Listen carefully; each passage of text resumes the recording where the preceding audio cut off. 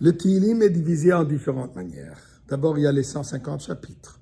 Ils sont divisés en 5 livres correspondant à Bereshit, Shemot, Vayikra, Bamidbar, Devarim. Ainsi divisés aux 7 jours de la semaine, mais aussi comme ils sont divisés aux jours du mois. Et le rabbi précédent, d'ailleurs, a institué cette coutume extraordinaire de tous les jours après Shacharit de dire quelques chapitres de Tehillim correspondant au jour du mois. Aujourd'hui, le 27e jour du mois de Tammuz, nous avons récité les 15 chapitres qui commencent chapitre 120, concluent 134, qui sont les fameux 15 Shir HaMa'alot, les cantiques des marches. Il y en a 15 que David HaMelech a chanté. 15 correspond, 15 marches, correspond aux 15 marches qu'il y avait dans le Beth Amikdash,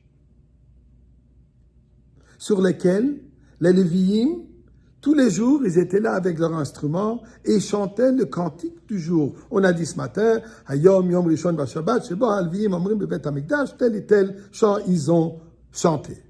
Mais non seulement tous les jours, mais il y avait un moment particulier où ces marches sont devenues extrêmement importantes par les Lévi'im.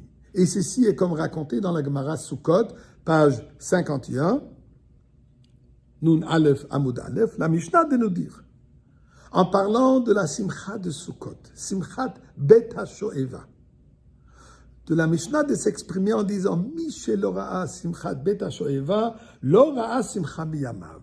Celui qui n'a pas vu, celui qui n'a pas eu cette expérience de la joie, de la Simcha de Bet HaShoeva, n'a jamais vu une célébration, n'a jamais vu une fête. C'était une fête pareille à rien. La fête, si on peut le dire. Le Beth Amikdash était illuminé, la Mishnah de nous raconter, avec la lumière que dans tout Yerushalayim on a pu lire par cette lumière. Les Chachamim qui ont dansé, qui ont fait toutes sortes de gestes acrobatiques. Une fête extraordinaire. Les hommes qui se trouvaient dans le hall des femmes, en bas. Pour les femmes, on a construit une estrade particulière, un balcon spécial pour que les femmes puissent participer. Les hommes et les femmes, ils étaient présents, bien sûr, d'une manière tzniout, d'une manière comme il se doit d'après l'halakha. Et la Mishnah de nous dire qu'à ce moment, les Lévi'im chantaient avec des instruments, nombreux instruments pour amener cette simcha, cette joie extraordinaire. Au lever du jour, 2 Kohanim, la musique s'arrêtait, 2 Kohanim sur cette 15e marche sonnaient la trompette, ou les trompettes.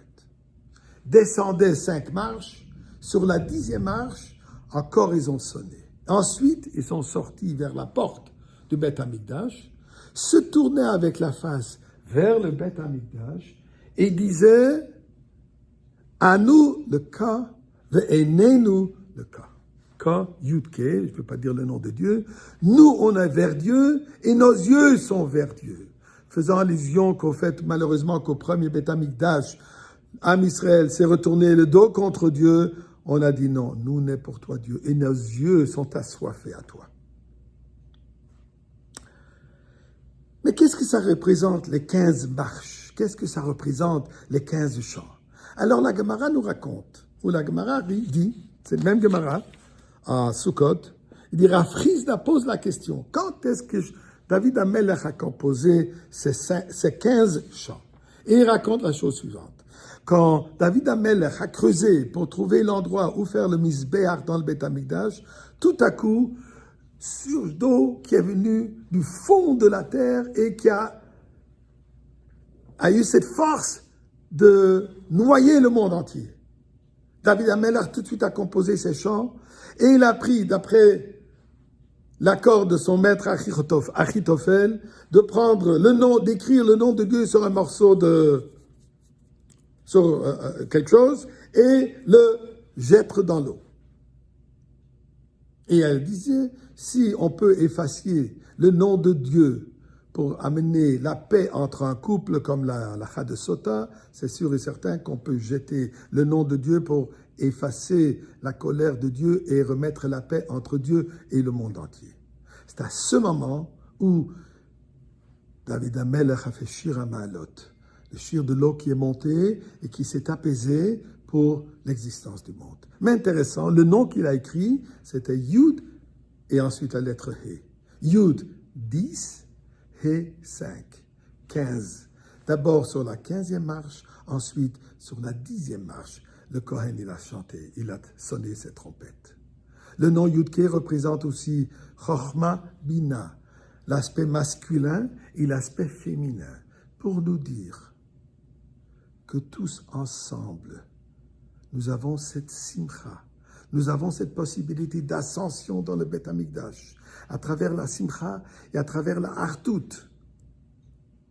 Et de cette manière, nous allons mériter qu'aujourd'hui même, nous allons nous retrouver dans le Beth Amikdash. On va entendre sur ces 15 marches les Lévi'im chanter le cantique d'aujourd'hui et Mashiach qui va nous enseigner la Torah Hadasha.